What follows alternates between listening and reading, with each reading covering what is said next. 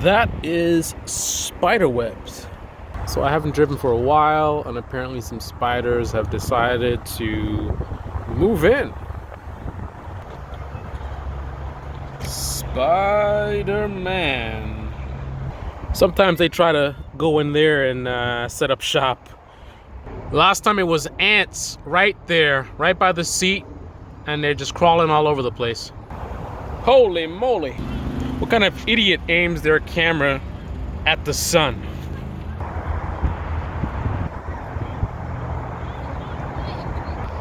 And this is the Debate Me channel Geek Fest. Take a look at this. So I'm out here with my little nerdy gadget here, my little laptop holder. And then right there is my cell phone holder, right there mounted on the screen. So I really like being outside, so I decided to come to the park. The weather's really nice today. Humidity is very low, and get all that work done that I've been putting off, doing all the videos and content, all the Kenosha stuff. To be honest, I haven't really gotten much stuff done, but simply getting out of the house, getting some fresh air, getting off of that seat, that chair that I sit in all day, pumping out all these videos. That alone is an accomplishment, so I guess I'll take some credit for that. But as far as being productive, not so much. I'm about to get started. I am in the process of boosting up my education. Obviously, you see unemployment's very high. I have a lot of uncertainty coming, so one of my strategies is trying to boost up my my skill sets to make myself as marketable as possible, so I can weather whatever comes, as far as this country. Additionally, some of the things that I'm looking to do is I'm looking at my investment strategy. I've done really well this year. I'm up 40% or 42% with my investment portfolio, and that's really just following index funds, because in my industry I'm not able to trade freely. I have to request permission, and I gotta wait, gotta hold it for 30 days. Very, very limiting. So I just pretty much tether myself to the market.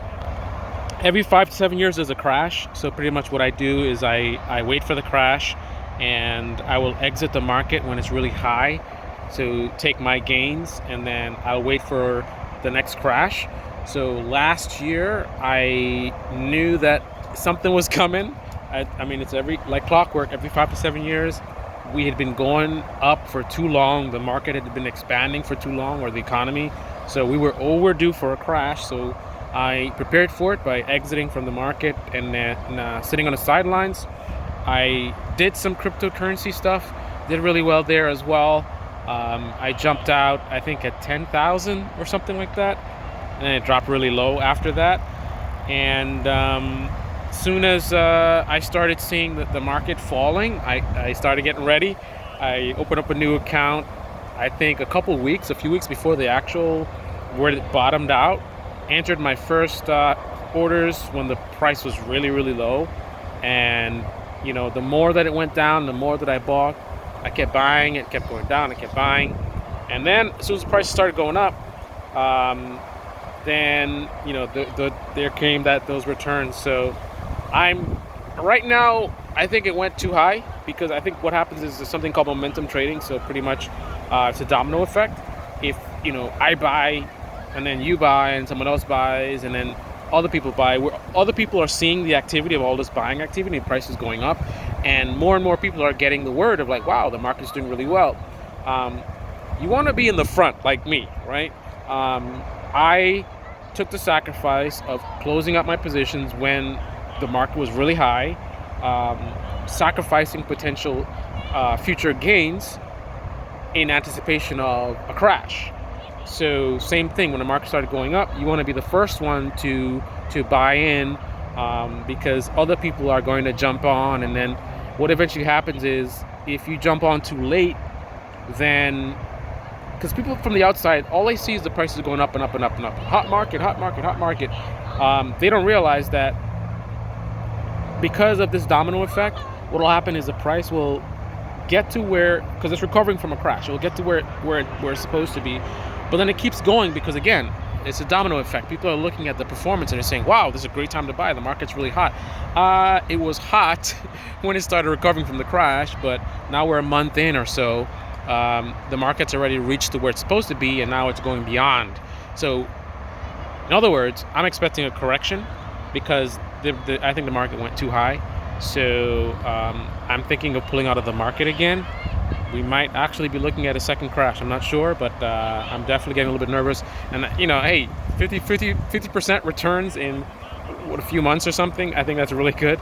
So I think instead of being greedy, I might just step aside and wait it out. See what happens. And if it crashes again, jump back in again. But that'll be a long term. Like I'm looking at a 3 to 4 year investment. So other than that, just taking my online courses, and I'm in between contracts right now, which is why I had the time to do all the Kenosha videos.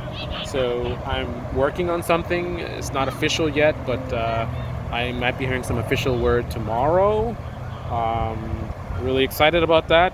If it does work out, it's a really exciting opportunity, and it's long term. So I should be good for the worst of it, which is coming in the next year to 2 years. And then hopefully by the time I'm looking for my next opportunity, the market is much better. Now, who's going to be president at that point in time? I don't know. And how bad will things actually get? Maybe they'll get worse than I'm predicting. I mean, who the president is going to change a lot about how bad things will get. So we might all have bigger things to worry about than unemployment. So, because like I said in my recent videos, I'm really concerned about what's happening now. I think Kenosha is a turning point against Biden and for Trump. I don't know. I'm already seeing the polls are shifting. I see it looks like Trump is starting to gain ground, and I'm seeing a pattern emerging of people who are scared and frustrated with all of the unrest, and they're seeing that the media is not covering it, not telling them the truth, because the people on the other side, they have no problem talking about all the violence and destruction. So they are actually becoming more informed on that side, because again, the violence and stuff, that's they want that. They want to talk about how bad it is, and blame it on the political party. So they're seeing what's happening. They're seeing that the other news are not talking about it. They're seeing that the politicians are not doing anything about it, and there's a sense of hopelessness that this mob is going to come to my home, and no one will be there to protect me. And so I believe a decision is being made in terms of an equation. People are thinking, we either get one guy who might be too aggressive and might violate some people's rights because he's too tough, right? We saw what happened before, where so many people got injured and all that kind of stuff. So that's on one side. The other side is what we're seeing now, which is this more sort of quote unquote reasonable approach, where this stuff is allowed to happen. So what happens when the mob comes to your home? Previously, this was scare tactics that were used by certain individuals, but now with the recent events, it's now becoming a reality of it's out of control. And if it's allowed to go on for months and months and months, and all of the killings that's happening and still not being stopped, and then when these things happen, like there's no police anywhere, I mean, that's a lawless type of scenario. And I'm afraid it's going to scare people in the other direction. But anyway, enough of the politics. I've done enough of that for the week. I'm enjoying the weather. It's nice. Humidity is low. Sun is shining. And I'm going to get to it. Actually get some work done. Try to be productive. Hope everyone's being well. And Enemy Nation, what's up to you? And to all the new subscribers, welcome aboard. Thank you for subscribing and the likes and the sharing of the videos. Really appreciate it. Stay tuned. And just a reminder, I'm not a news channel, and I'm covering a lot of news, but it's really debate. I want to look at things that that I see that, sort of misinformation, or, people that are saying things that I believe are incorrect, and I want to challenge certain points of views, and, do analysis of certain situations. You know, I'm an analytical person professionally, and as a person, just my personality as well. So I want to leverage those types of skills into sort of, just basically revealing some things. Like, I see things that a lot of people, I think, are misinformed or incorrect about, and I want to do the analysis, do the research, and sort of set them straight. One of the things that I picked up on is a media bias.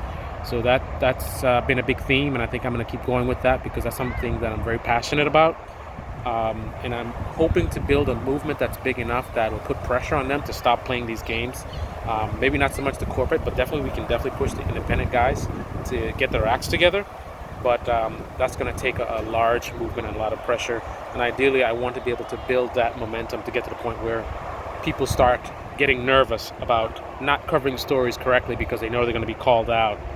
Right now, I don't have enough reach to really have that kind of impact, but wait, there's more. All right, guys, this is the Baby Channel, and I'm out.